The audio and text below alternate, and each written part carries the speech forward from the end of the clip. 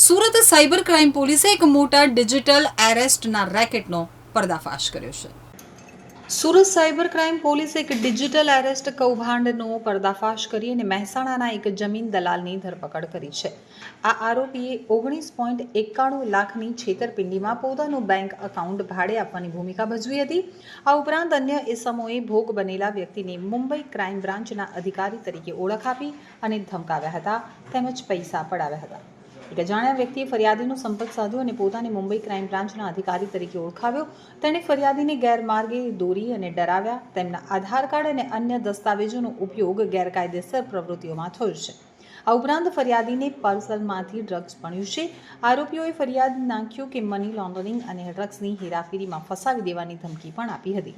આ વાતને વધુ વિશ્વસનીય બનાવવા માટે નકલી પોલીસે ઈડીના લોગોવાળો એક બનાવટી લેટર પણ ફરિયાદીને મોકલ્યો હતો, જેમાં તેમને ગંભીર કેસમાં ફસાવવામાં આવ્યા હોવાનું દર્શાવવામાં આવ્યું હતું. આ ધમકીથી ડરી અને ફરિયાદી ગૂંચવાયા હતા અને આરોપીની જાળમાં ફસાયા હતા. આરોપીઓએ ફરિયાદીને આઈસીઆઈસીઆઈ બેંકની એપ્લિકેશન દ્વારા ઇન્સ્ટન્ટ લોન લેવા માટે દબાણ કર્યું.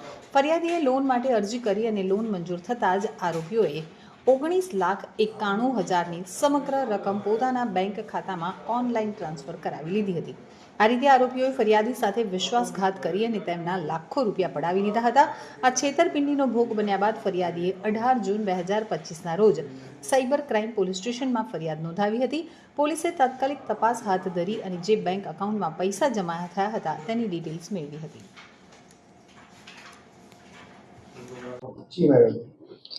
આ એક ડિજિટલ એરેસ્ટ ના કામના આરોપી છે. આ કામના જે ફરિયાદી બેન છે એ વેબ ડિઝાઇનર તરીકે કામ કરે છે અને 2024ના વર્ષમાં એક દિવસે એમને કોલ આવ્યું અને સામેવાળાએ ફેડેક્સના કર્મચારી હોવાની ઓળખ આપી અને એ ફેડેક્સવાળાએ કર્મચારી એમને એમ કીધું બેનને કે તમારા નામથી એક પાર્સલ મુંબઈથી ઈરાન જવા માટે મુંબઈ એરપોર્ટ પર પકડાઈ ગયેલ છે અને એમાં 300 ગ્રામનું MD છે અને આ પાર્સલ માટે તમારો આધાર કાર્ડ નંબર અને તમારો ફોન નંબર યુઝ કરવામાં આવ્યું છે.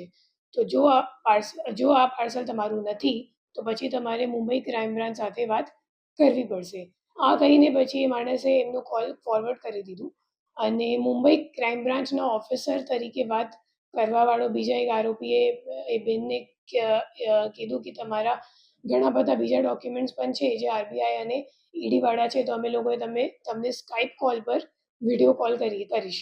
પછી એ લોકોએ સ્કાઇપ કોલમાં બેનને વિડીયો કોલ કર્યું અને ખોટા દસ્તાવેજી પુરાવા જેમાં ઈડી અને આરબીઆઈનો સ્ટેમ્પ હતો એ એમને બતાવ્યું. પછી એ ફરિયાદી બેન ડરી ગઈ અને એમને કેમ કીધું કે જો તમારે આ કેસથી નીકળવાનું હોય તો તમારે અમે લોકોને પૈસા આપવી પડશે.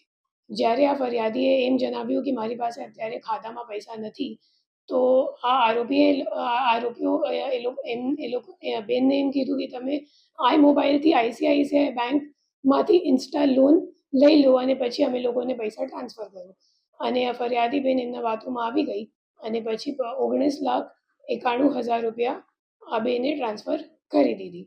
જ્યારે આ કોલ ચાલુમાં હતી ત્યારે સાંજે 7 વાગે એમના પતિ જ્યારે ઘર આવ્યા તો એ સામેવાળાએ ડરી ગયા અને એ લોકોએ કોલ મૂકી દીધું અને ત્યારે પતિને ખબર પડી ગઈ કે આ બેન સાથે ફ્રોડ થઈ ગયું છે. પછી એ લોકોએ સાયબર ક્રાઇમ પોલીસ સ્ટેશનમાં ફરિયાદ નોંધાવી.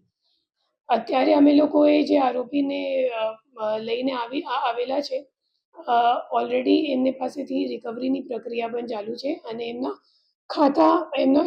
ખાતું HDFC બેંકમાં કરંટ અકાઉન્ટમાં હતું. એમનું નામ છે હિરેન પટેલ અને એમના ખાતાઓ NCCRBમાં કુલ 14 જેટલા અન્ય કંપનીઓમાં પણ સંડોવાયેલ છે અને આ આરોપીને 2,81,000 જેટલા રૂપિયા કમિશનમાં મળ્યું હતું અને આ ફરિયાદી બેનને પોલીસે ઓલરેડી આજ દિન સુધી 10,86,000 જેટલા રિફંડ અપાવી દીધું છે અને હવે જે બાકીમાં છે એ પણ હિરેન પટેલથી રિકવરી કરવાની પ્રક્રિયા ચાલુમાં છે.